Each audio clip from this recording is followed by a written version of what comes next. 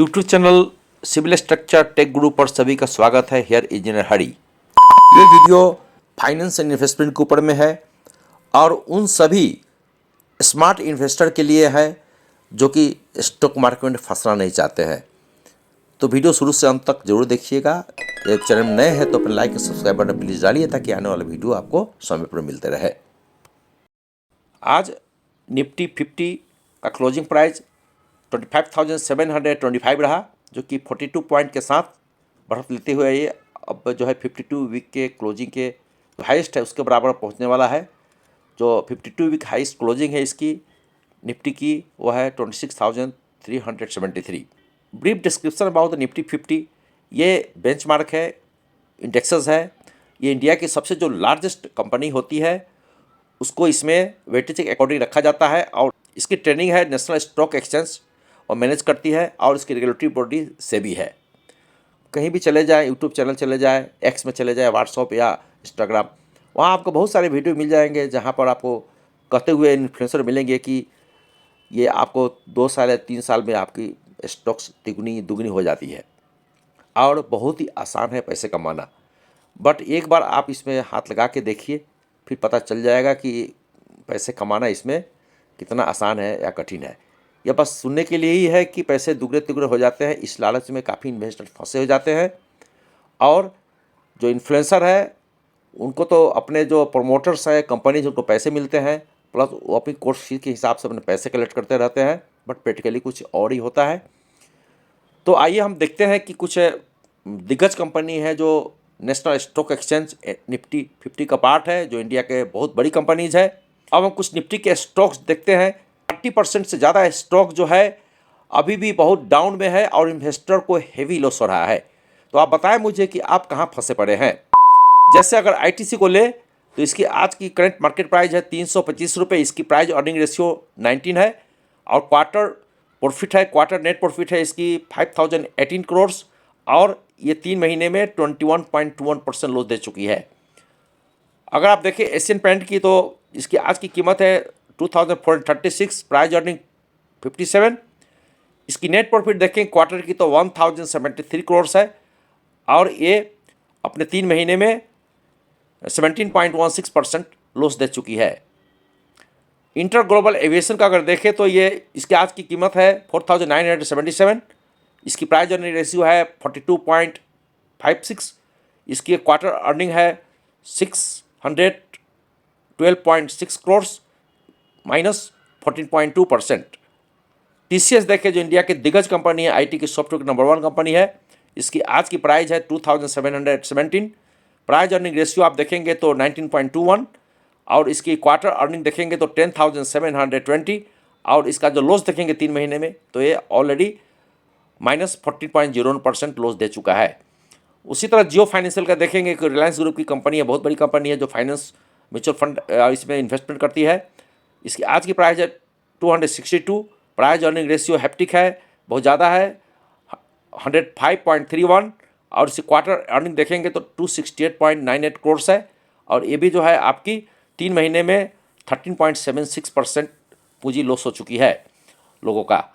और उसी विप्रो देखेंगे आईटी कंपनी है तो इसकी आज की कीमत 215.8 है, 17 इसकी पी रेशियो है।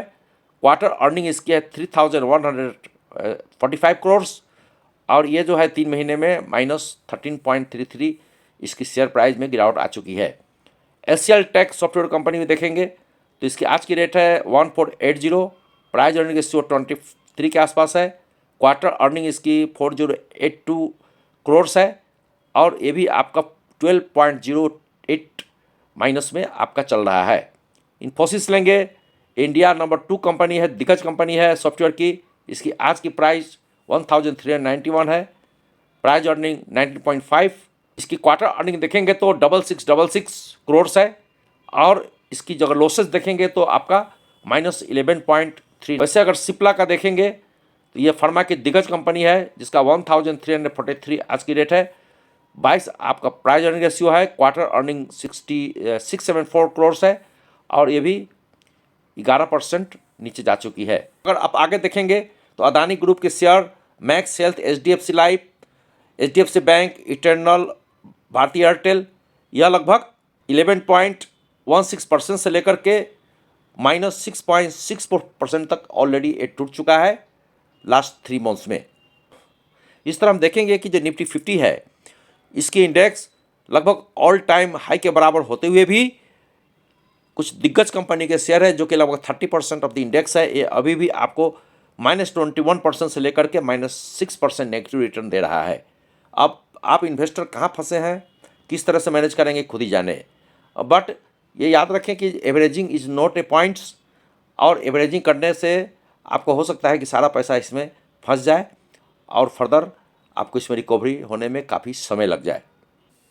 सो it is better to avoid the stocks, averaging के चक्कर में नहीं पड़े, वरना सारा पूंजी आपको इसमें फंस जाएंगे।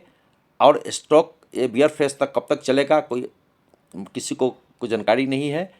और यदि पैसे सारे फंस गए तो फिर आने समय में आपके कर्ज भी बढ़ेंगे, प्लस बाकी चीज़ों को मैनेज करने में आपको बहुत तकलीफ हो सकती है। तो जनरली क्या है, इन्वेस्टर का एक मिथ है फोमो। फोमो का अर्थ हुआ कि जल्दी कीजिए, क्योंकि अगर ये नहीं पकड़े तो फिर आगे नहीं मिलेगा।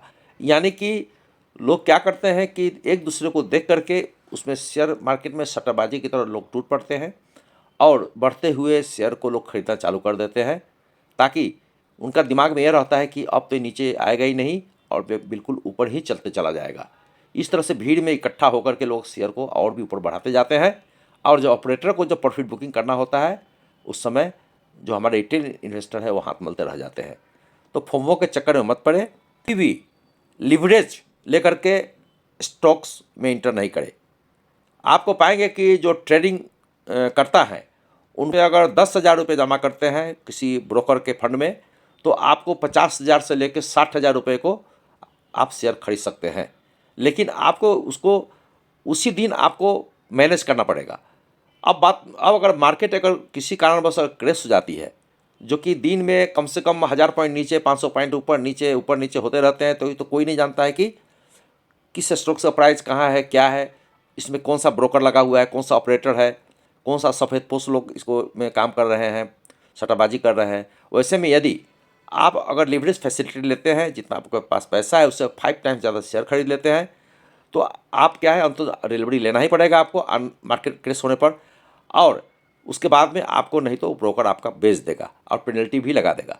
तो इस तरह से बहुत लोग फंसे हुए पड़े हैं, बहुत लोग फंस जाते हैं, उनके जमा पूंजी शेयर मार्केट में डूब जाती है। उसके बाद में आप जब भी शेयर परचेज करें तो आप उसके बिजनेस फंडामेंटल को ज़रूर देख लीजिए और उसको वैल्यूएशन देखते रहिए कि क्या वैल्यूएशन है, उसकी सर्च कीजिए अच्छे से। उसके बाद उसके पास डेप्थ कितनी है, ये डेप्थ फ्री कंपनी है कि इस पर कर्जा लदा हुआ है, वो सारे उसका बैलेंस शीट चेक करें। हालांकि बैलेंस शीट की भी आजकल ऑथेंटिसिटी नहीं रह गई है, क्योंकि इसमें जो है बड़े बड़े कंपनियों के भी फ्रॉडस्टर पाए गए हैं, जो कि अपने बैलेंस शीट में गड़बड़ी करके इन्वेस्टर को बेवकूफ़ बनाते हैं। बड़े कंपनी होते हैं उनकी बैलेंस शीट पर कुछ भरोसा कर सकते हैं, बट छोटे कंपनी के बैलेंस शीट पर बिल्कुल भरोसा ना करें, क्योंकि इनके बहुत फर्जीवाड़ा होते हैं। ये गलत सलत पैसे देके चार्टर अकाउंटेंट से बैलेंस शीट बना लेते हैं और कहते हैं कि बहुत सारा मुनाफा है, इतना कैश फ्लो है, और उस चक्कर में सारे इन्वेस्टर फंस जाते हैं और उनके शेयर कौड़ी के भाव हो जाते हैं। उसके अलावा आप अगर देख लें कि लॉन्ग टर्म उसका ग्रोथ स्ट्रेटजी क्या है, 5-10 साल में क्या रिटर्न दिया है, कोई घोटाला में तो नहीं पकड़ाया है, इस तरह की चीज़ों को आप एक बार ध्यान से देख लीजिए। कोई इस पर सेबी का केस तो नहीं चल रहा है। तो इस तरह से अगर गड़बड़ है तो वो उसमें कभी इंटर नहीं करें।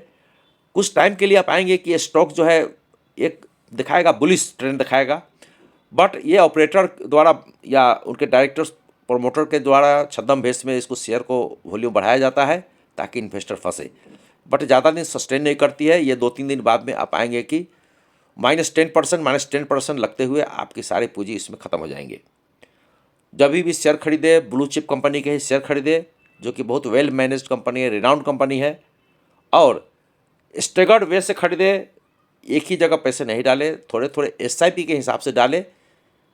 तो जब भी मार्केट ज़्यादा नीचे आए तो उस समय थोड़ी बहुत ले ले, अगर आपके पास पहले से ही आपको जानकारी है कि ये दिग्गज कंपनी है, इसकी सब कुछ ठीक है, तो जो लोग पैनिक होते हैं तो उसका फ़ायदा उठा सकते हैं, थोड़े बहुत शेयर खरीद सकते हैं, बट ज़्यादा मात्रा में इन्वेस्ट नहीं करें, क्योंकि शेयर मार्केट से रिटर्न जो आता है वो बहुत कठिन चीज़ होती है, और यदि बहुत लकी है तो आपको कुछ रिटर्न मिल जाएंगे, वरना मैक्सिमम लोगों को लॉस ही होता है।